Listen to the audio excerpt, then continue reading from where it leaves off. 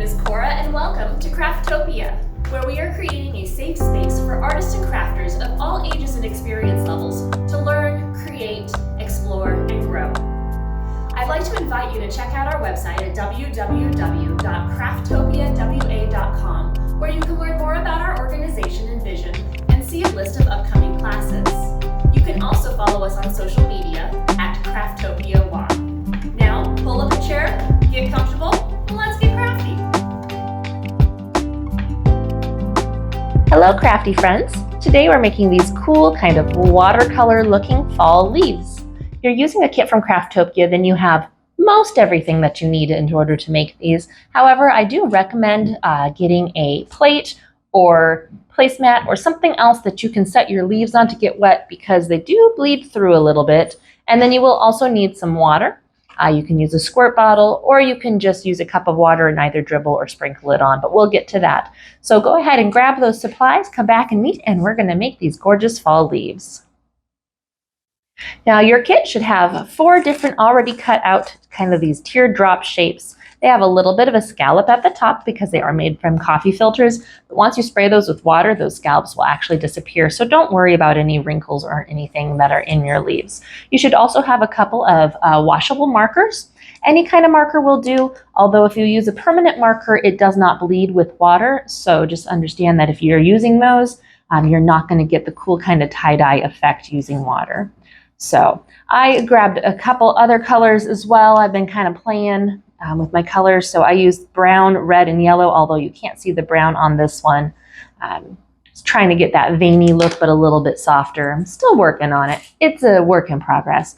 So all you need to do to make your leaf really is just color your marker onto your coffee filter. Again, coffee filters are very thin, so I recommend putting down some sort of protective layer on your surface if you don't want to get washable marker on it. Thankfully, they are washable, so if you were to get some marker on, it should come off pretty easily.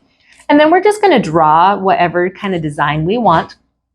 Don't get too nitty gritty with your colors or details, because once you spray with water, it kind of does its own thing. So we're really just kind of going to go for colorful areas. So I'm going to shoot for a little bit more of a brown leaf this time. So I'm just going to kind of give a good scribble in the middle because I want some of that brown really to come through.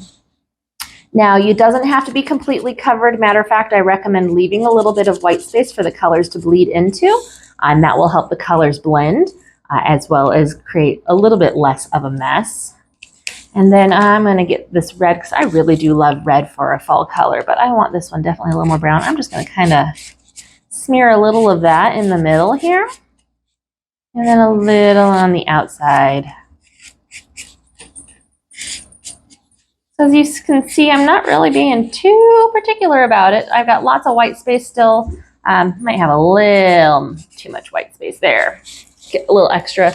If for any reason you colored it and you're like, it's not colorful enough, you can always let them dry, color them again, spray them down again, and it will bleed even further for you. All right, so I've got my leaf ready to go. I'm going to grab my spray bottle. I'm going to get it wet, but I'm going to try not to get it dripping. If you put too much water in, all of your color will basically wash off of your filter, and you'll still have some color, but it'll be a lot less bright. So I'm going to start with 3 squirts from my squirt bottle. Again, whatever you're using may be different. If you're using a cup, you can dip your fingers into your cup or bowl of water and flick it on, or you can gently kind of pour over. Definitely, if you have a spray bottle, though, that you can use, that is the best option for getting good, even spray coverage. And now we're just going to sit and watch as the colors kind of move and work around. I love watching the colors kind of spread. You can see it moving here.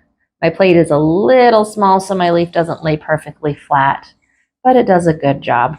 If you're not happy with how the coverage is going, you can always give it another spray. And if you do end up with a little bit of extra water, you can actually kind of manipulate where the colors are going by changing which way gravity is pulling on your water or colors. So I'm going to give it one more spray just because I want those to blend a little bit more. See how it's moving there now? And once we kind of have it happy where we want it to, we do want to pull it off of the plate, because again, leaving it in the plate will continue to let those colors move. I want to get it a little softer down here. Ooh, now I got it really drippy. So I guess I should have recommended have a napkin or a towel handy because you will want that. I'm going to pull it out, set it on my towel, set it off to the side to dry, and look how much of that color is left behind. Okay.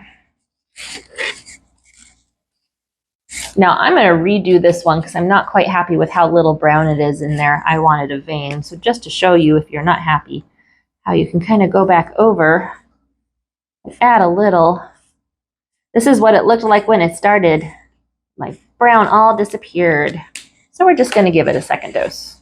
I actually kind of like it like that. So you could just leave it like that. I just want a little blending. Just a little, just one squirt. Let that soften up and spread around. So set that one off to the side as well. Now, once all 4 of your leaves are colored and dried, it does take them about maybe 30 to 40 minutes to dry. And then they get this papery form. So I did this one just a few minutes ago and it's pretty dry at this point.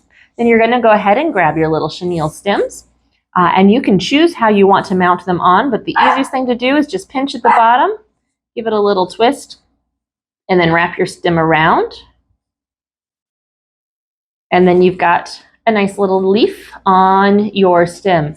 Now you can double them up and put 2 leaves on. You can twist them into whatever shape you want to create your very own branch or tree or whatever leafy apparatus you are so desiring. But then once they are all dry and all strung on your leaves, you have a gorgeous set of fall leaf decor to put up wherever you'd like. I hope you enjoyed this craft. We'll see you next time for some more crafty fun. We hope you had a good time crafting with us today. If you have any questions regarding this project, feel free to leave a comment below or send us an email at info@crafttopiawa.com. And be sure to hit that subscribe button so you won't miss out on any future crafty goodness. Until next time!